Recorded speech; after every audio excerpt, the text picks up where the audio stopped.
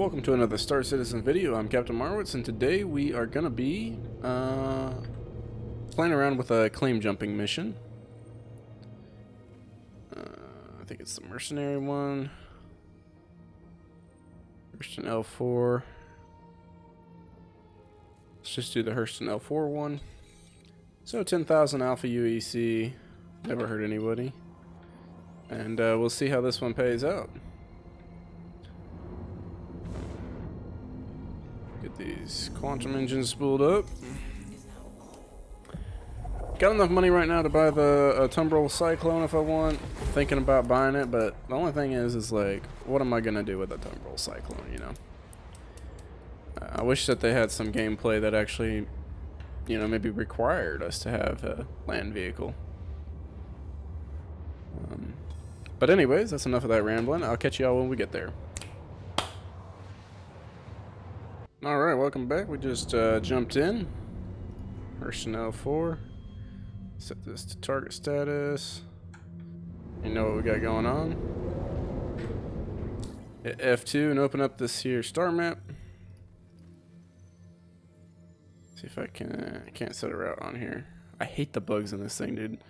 On the star map. Come on now. So we're just gonna have to cruise there, I reckon.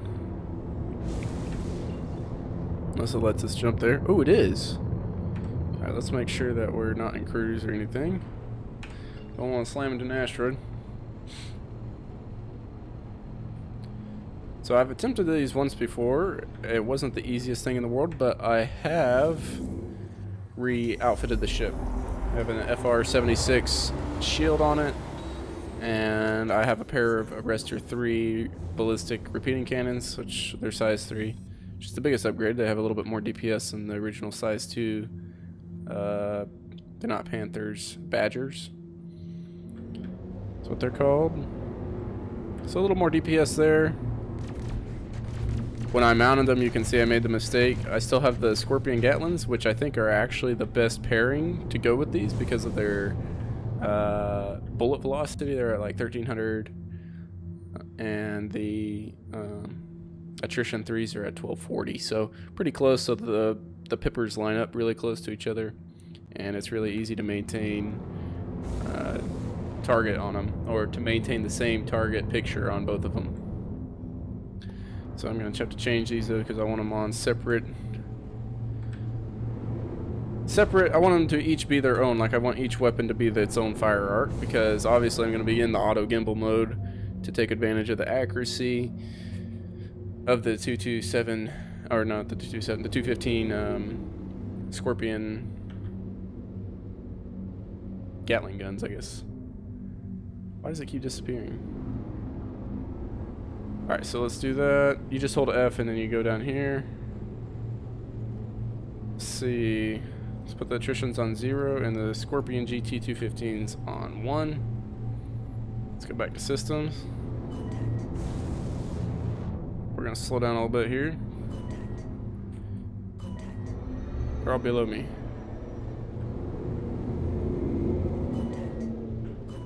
Switch into our mode right here. These are all the sentry turrets. Now I know that there's gonna be prospectors, and that's what I'm worried about right now, not the sentries. Who's this? There we go, there's a prospector. So this is who I'm mostly worried about taking out first. Gotta make sure to get rid of all these little pesky gnats first. I think they go down a little bit easier. Just unload on everything. And actually I might reverse thrust and just kind of sit here and let him come in. As you can see, his shields are already down. And that was just so easy. It didn't even test my shields.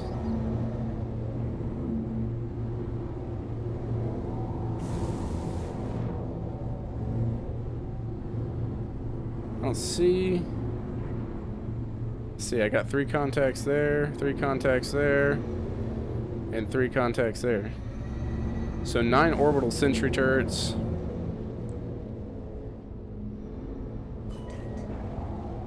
Oh, there's another prospector.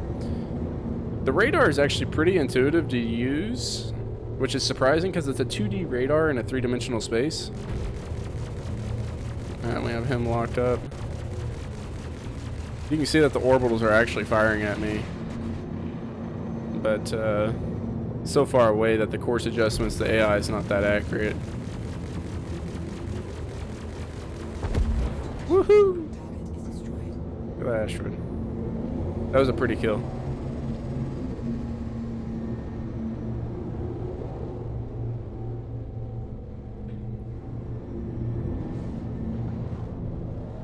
Another missed prospector. He's actually damaged. And he's attacking the orbital sentry. We are going to take advantage of that, and we're going to light this one up. Or, well, we were. Our shield's actually kind of low on the front, so we're going to make it head towards this asteroid, use it as cover.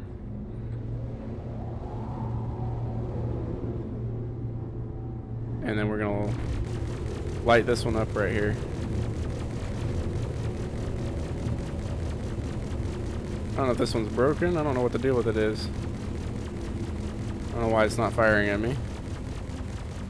But it's totally fine with me. My weapon convergence range is 1,000 meters, so I'm going to try to get to there.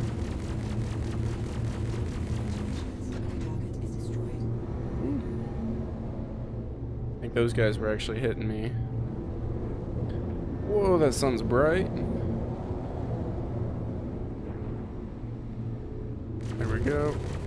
We're gonna kind of play peekaboo with these guys. Just a little bit. Try to avoid them as much as we can. Ooh. Oh, that's a prospector from behind. So we're gonna accelerate away, and I'm gonna go uncoupled. Lock this puppy up. Go back to coupled mode. And he's already has no shields.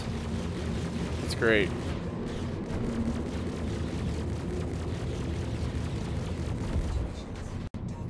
What a beautiful explosion that was.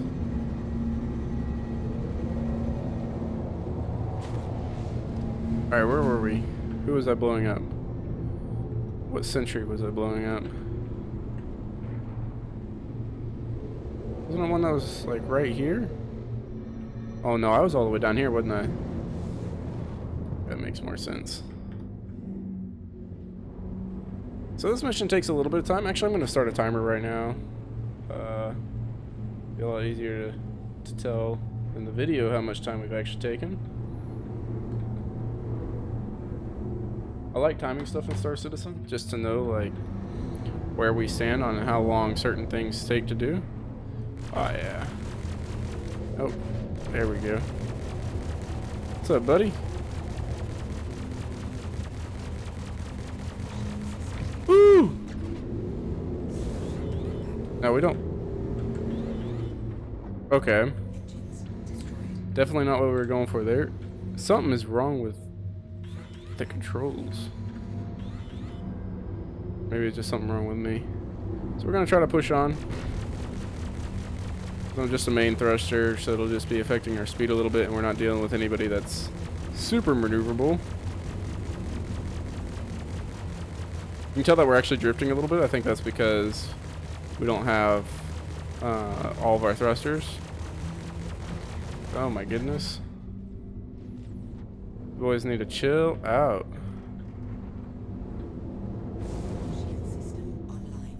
Yeah, this mission is not the easiest in the world, so we're actually going to overclock the attritions real quick.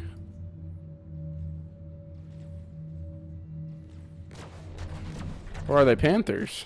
No, they're attritions. This would be a lot easier if I had somebody up on my turret. Chill.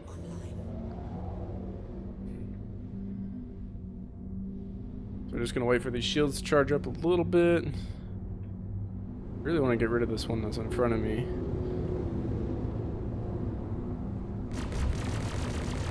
There we go. Really lay into it. We're just going to maneuver a little bit.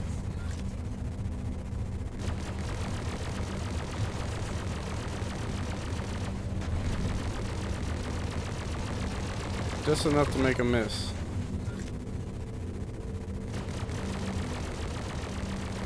There we go. So that worked there. And dip back here and find our new target. I can tell you that flying a Cutlass without one of her engines is not the easiest thing in the world. It really likes to drift a lot.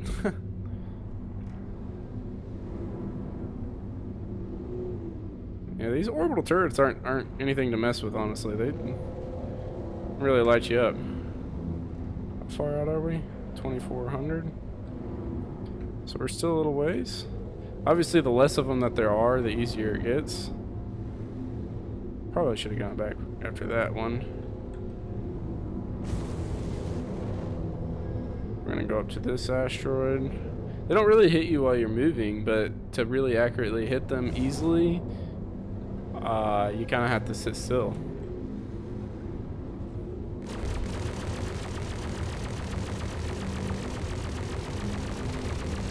Just a little bit.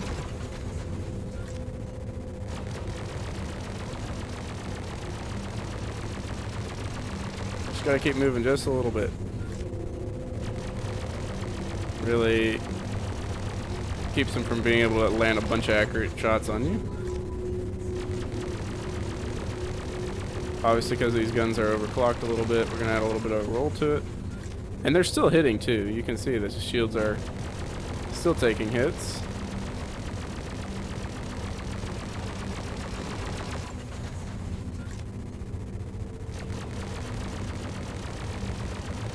Oop, I wasn't paying attention there. I was watching my shields. Alright, so he's down. I'm gonna roll out, find another target.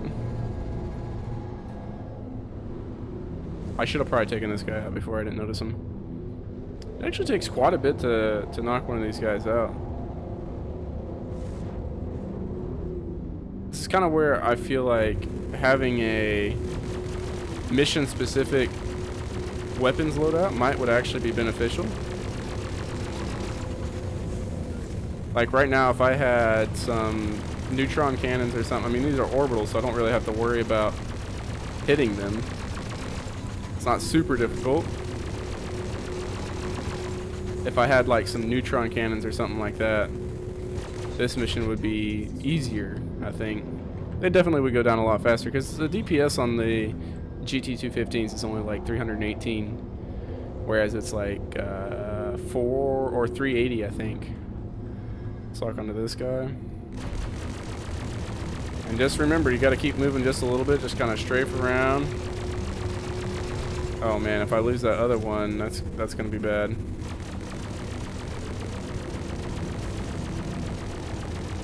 Just trying to stay accurate here. He hit my the other engine's support mount.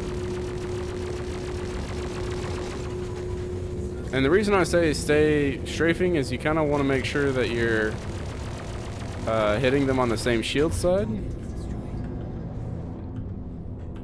I think we got this right here unless something happens.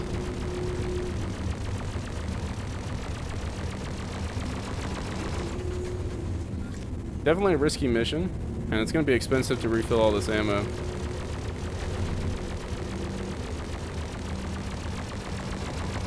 Something that I would recommend when doing this mission, especially if you don't have a ship that has good shields on it or a relatively heavy weapons loadout, is like since we're near Hurston L5, maybe try landing there first. That way, if you do die, you can just respawn here.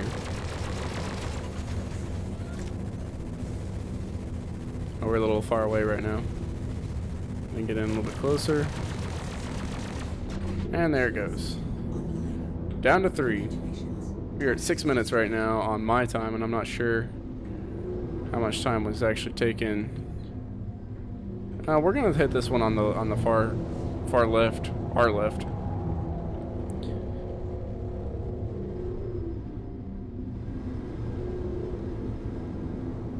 This one right here. These ones seem to be clumped a little bit closer together, so this is going to be like a little bit more difficult, I think. they're gonna have to dance a little bit more. I need this guy to go down pretty fast. As you can see, they are hitting the shields. I'm trying not to sit still, but I'm missing that thrust cluster back there, and it's definitely impeding the maneuverability, especially the up and down, the vertical maneuvering. Not so much the lateral. Lateral's not too bad. Ooh, that hurt. Air sheet. That one's down. Kind of just have to trust your ship a little bit, I guess. I don't know though. This shield that's on here is so much better than the stock one. I don't know if I could actually do this mission like this with my stock shield.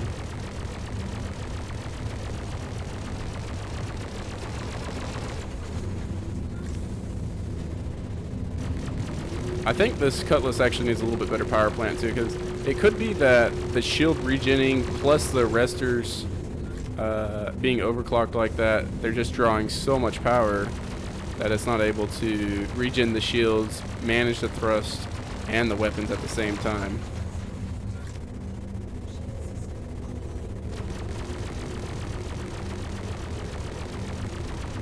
If any of you are unfamiliar with Star Citizen, the reason that I'm not firing all my guns at the same time is that they keep cutting out. They're overheating. The resters are because I have them overclocked. So it's not just me like, oh, I'll just shoot them with that for a little bit. The Scorpions are ballistic, so they don't really overheat. I've never known a ballistic weapon to overheat. Don't really notice anything when I overclock them either, so. This guy is dead. Sometimes there's a lot more prospectors than there were on this mission. But this mission, there wasn't too many of them. Alright. So we got rid of the sentries there. We took a little bit of damage. Let's see if we can find Hurst and L5 to like give us a good feel for how much our repair cost is going to be on this and our resupply. Because those are important things to consider when you're doing missions.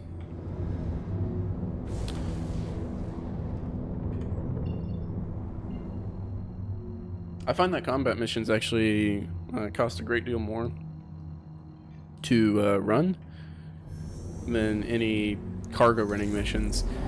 The only downside to running cargo missions is if you crash, somebody blows you up or griefs you by pad ramming,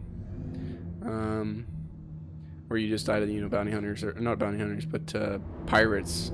Which in this patch there's no interdictions, or at least I haven't been interdicted yet. And if you die with a full load of cargo, I mean you're out that full cargo. And if you're in this ship, which has a relatively small cargo capacity, you're looking at like 70 grand, for some cargoes, or even more. That would be for like medical supplies. It's like about 70 grand to fill it up. 70,000 alpha UEC, and that's a lot of credits to come by, and to lose, that's a lot, and that can really set you back. So that's the only asterisk that I put over trading, but I feel like I can make a lot more money trading. And actually I'm compiling stats and stuff of different methods of making currency in Star Citizen right now, and once I get enough data for it, then I'll be able to release it. So that's 10 minutes. I could have stopped it early. Let's just say 9 minutes. And probably another 2 or 3 minutes. Probably about 3 minutes from when I started recording. So say about 12 minutes to do that mission, which actually isn't that bad. That's coming up on what I know for the trading. That's about the profit that you can make trading per 20 minutes. Kind of gonna do it in 20-minute segments, because it seems like most things in Star Citizen, to make a decent amount of money, you're gonna have to spend about 20 minutes.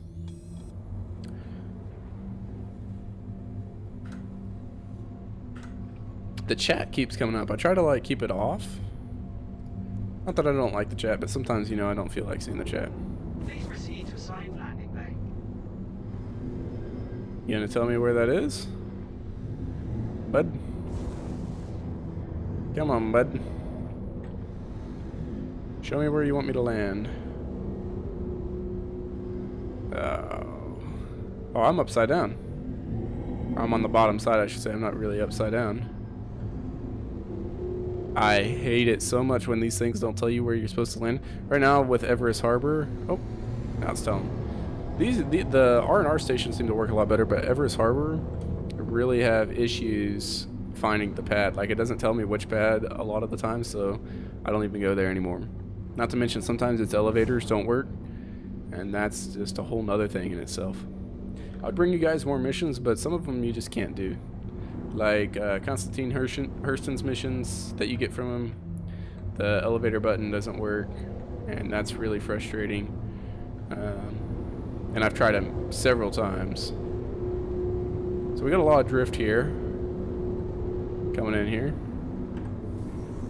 And drop our landing gear.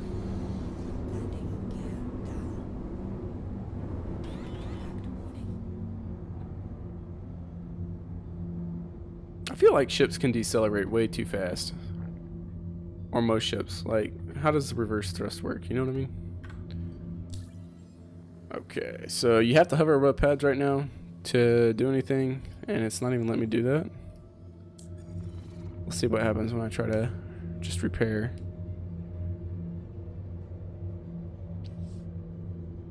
Maybe I need to get a little bit lower. Let's see what it says now.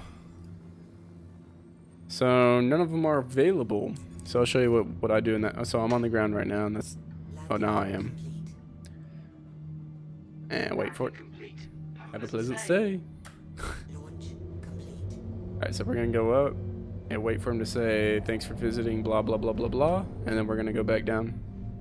Thank you, and please visit again. No problem. We're gonna call him again, and he should give us this pad. Assigned landing bay. Normally they do the closest one, but I find at Everest Harbor it's not really like that, unfortunately. Ooh.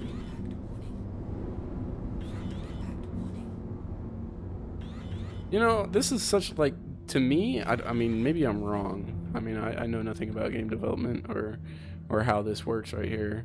But I feel like it has to be trigger based, right? So, like, your ship's in such and such area, so this trigger happens and you can complete this task. It doesn't seem like it's that difficult of a thing to do, and yet it doesn't work. So, I'm not going to be able to show you. I don't think. No, yeah, definitely not going to work. So, something that you can do is just go die. Because right now I have no cargo. Have a pleasant stay. So actually, if we just accelerate away, Thank you, and please visit again. and we're going to set our self-destruct. If it works. It's not working right now. Oh, it's because I'm in an armistice zone. I bet. So that's 600 Alpha UEC, and it takes like 3 minutes to get your ship back. I wouldn't recommend relying on that or getting used to that, because eventually that's going to be gone. But right now, you have stuff like that, and I mean, you try to play the game properly, and it doesn't even let you. So do what you can. Self-destruct. I wish my ship would have like red lights all over the place that are like flashing. Like, I mean, you can see that the dashboard is, but I want some more than that. I wonder what this looks like from outside.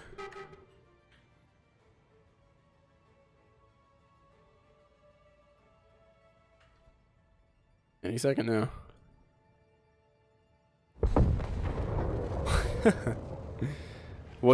Didn't look as good as I wanted it to. But the damage states on there look pretty cool. So we'll just call the repair costs on her, what I think it's like $635 to expedite the order on the Cutlass, which isn't that big a deal.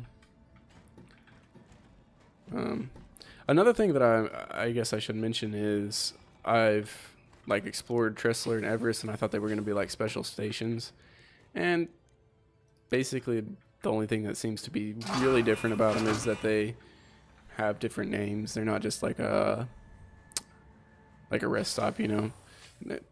All the stations have this lady. Hi, thanks for coming in. You sell nothing. Worthless. Some of them are a little bit different. They don't have like the food court. Some of them don't, but some of the rest stops actually do have the food court. So you never know what you're getting. So we're gonna go see if we can find our little screens.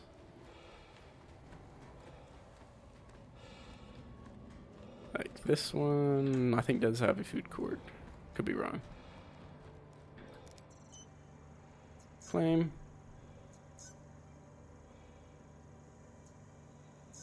And 639 alpha UEC, and I have to wait 3 minutes. So, but if I didn't do that, then it would have been a lot more. The repair probably would have been around 1500 alpha UEC, and the refit or whatever, refuel and restocking of the ammunition that I fired from the GT215s, both of those combined probably would have been around 1500 to 2 grand in themselves. But anyways, that's the claim jumper mission in Star Citizen currently. I'll be back to you guys shortly with more videos in the future. Please don't forget to like and subscribe. I'm Captain Marwitz, and I'll catch you in the next one.